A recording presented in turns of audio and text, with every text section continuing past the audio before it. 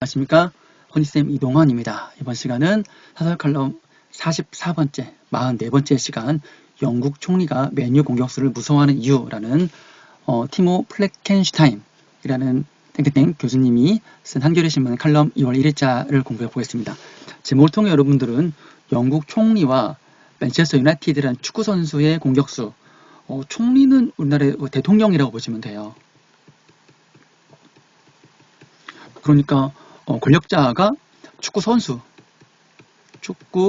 선수를 상식적으로는 무서워하지 않을 것 같은데 무서워한다네요. 그 이유가 있답니다. 자, 그럼 티모 교수님의 생각을 좀 미리 한번 살펴보자면 이 교수님이 볼 때 이 맨체스터 공격수 마커스 레시포드 선수는 파워 인플루언서예요. 대중에게 미치는 영향력이 큰 사람을 우리가 파워 인플루언서라고 하죠. 그런데 여기에 착한 마음도 있고 약자에 대한 연민도 있으니 총리가 두려울 만도 하죠. 세상을 바꿀 수 있는 힘을 가졌으니까요. 사회운동도 하고 그렇게 작은 것이라도 실천하는 모습이 대중들에게 지지도 얻고 그렇게 커다란 사회운동이 되고 있답니다. 이러니 정부의 수반 총리도 굉장히 무서워할 만하죠. 이렇게 힘 있는 영향력의 선한 마음, 영향력 있는 사람의 선한 마음, 이 세상을 바꿀 수 있다. 참 매력적이네요. 근데 우리는 여러분들 아직 여러분들의 미래는 쌤이 예단하기 어렵지만 훌륭한 사람 되면 좋죠. 그렇지만 누구나 다 이 선수처럼 될 수 있는 건 아니잖아요. 그러니 우리는 이렇게 작은 것이라도 실천하면 그것이 착한 마음과 약자에 대한 연민이 있다면 세상은 그만큼 더 우리가 실천한 만큼 더 밝아지는 것 아니겠어요? 그래서 선생님도 네, 조금이라도 작은 것을 실천하려고 노력하고 있고요. 약간의 기부를 조금 하고 있습니다. 아주 조금이에요. 네. 약간의 자랑은 아니고요. 더 많이 해야 되는데 못해서 좀 부끄럽죠.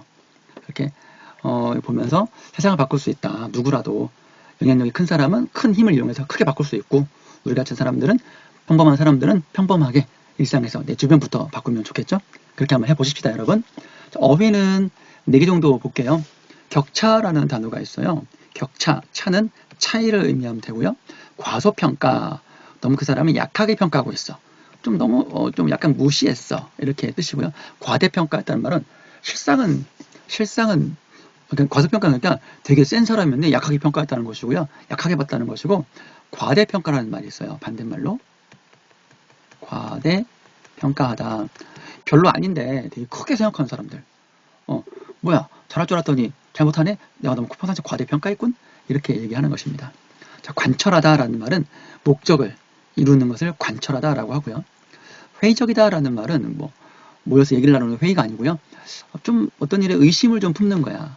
의문을 좀 갖는 거지. 잘 될까? 잘 될까? 이런 것들 품는 거를 회의적이라 그러고 부정적이라고 바꿔 쓸 수 있어요.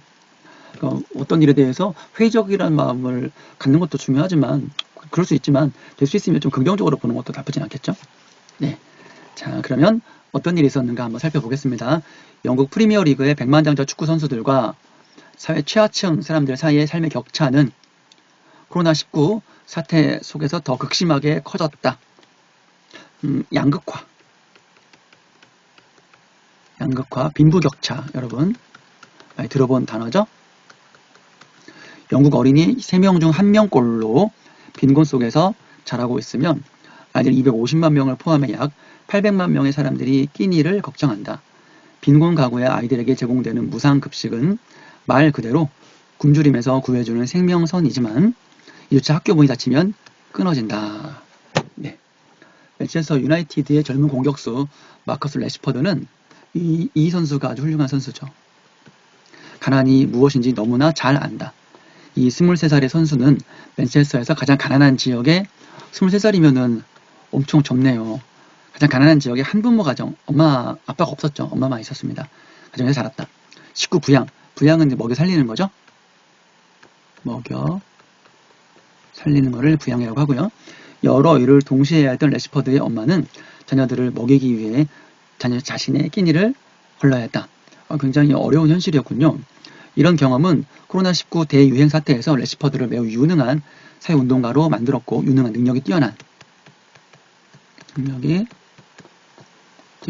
사회운동가로 만들었고 보리스 존슨의 보수당 정부를 두려움에 떨게 만들었다. 그러니까 사회운동을 하니까 대중의 지지를 받아서 정부가 못하는 거 하니까요. 정부가 못하고 또는 안 하려고 하는 일을 래시퍼드 선수가 하니까 시민의 불만을 정부가 다 받겠죠. 래시퍼드는 하는데 너는 못하냐? 정부가 못하냐? 뭐 하는 거 도대체 우리 세금 갖다가 뭐 하는 거냐? 라고 욕을 바가지로 먹었다는 얘기죠. 그러니까 이제 그거 하면 이제 그 표 떨어지니까 선거에서 이제 투표로 이제 심판 받을 수 있으니까 두려움이 떨만하죠.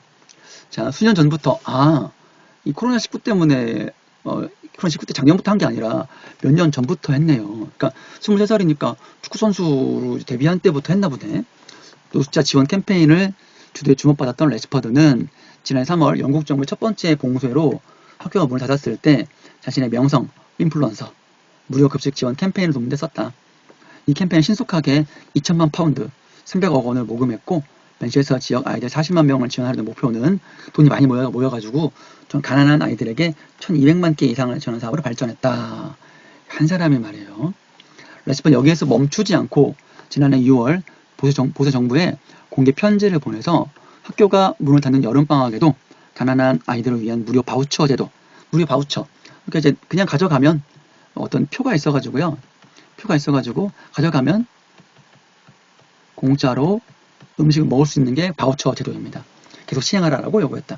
그러나 총리실은 여름 방학 동안 한 주 15파운드씩 바우처를 제공하라는 요구를 즉각 거부했고 장관들은 방어에 나섰다. 정부가 래시퍼드의 인기와 그의 투자 영향력을 과소평가한 것이다. 무시했어요. 보상 의원들에 대한 대중의 불신과 대중의 시민들이죠. 불신과 분노가 커지면서 정부는 당혹스럽게도 24시간 하루도 안 지나서 유턴을 해가지고요. 래시퍼드의 말대로 기금이 조성된 거죠. 돈이 마련된 거죠. 존슨 총리는 래시퍼드에 전화를 걸어서 코로나19 사태 속에 힘든 이들을 도우러 나선 것에 고마움 표시해야 했지요.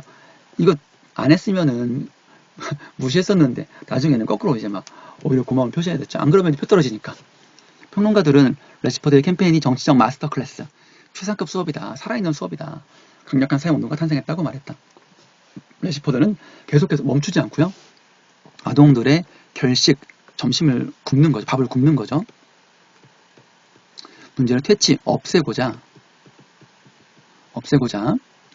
주요 슈퍼마켓 체인 등과 함께 태스크포스를 구성한 한편 정부의 추가 지원을 촉구했다. 래시퍼드는 빈곤 가정에 대한 정부의 공감력이 떨어진 지원을 안 한다. 지원이 부족하다.